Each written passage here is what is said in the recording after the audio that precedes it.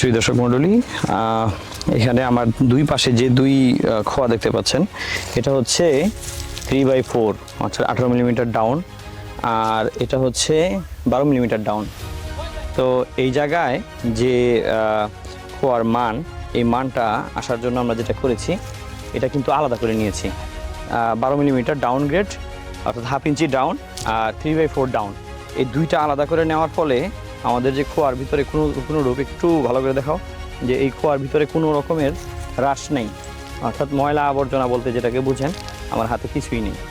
আবার এখানেও যেটা 12 মিলি বা হাফ ইঞ্চি ডাউন যেটা, সেটাও ফ্রেশ।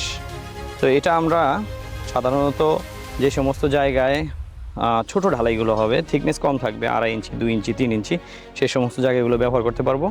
আর এই যে এখানে যে বিস্তর পরিসরে যেটা ভাঙানো হয়েছে, অর্থাৎ এখানে পরিমাণ হিসাবে যদি চিন্তা করেন 4 ভাগের 1 ভাগ আছে এটা।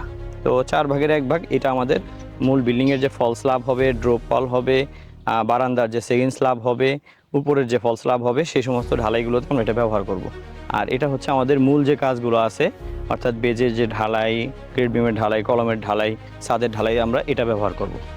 তো এইভাবে যদি আপনারা খোয়া ভেঙে নেন, তাহলে খোয়ার যে ওয়েস্ট সেটা কমে যাবে এবং খোয়ার যে মান সেটাও ভালো হবে। তো একটু চেষ্টা করবেন, যারা এই সিজনে কাজ করতেছেন তারা এটা একটু ফলো করার চেষ্টা করেন। এর জন্য যেটা করা লাগবে, আপনি শুধু আপনার যে ব্রিক ক্রাশার যে মেশিন থাকে, সেখানে জালিটা ডাবল করে নেবেন, তাহলেই আপনি এই ধরনের ভালো মানের খোয়া পাবেন। তো ধন্যবাদ সকলকে, আসসালামু আলাইকুম।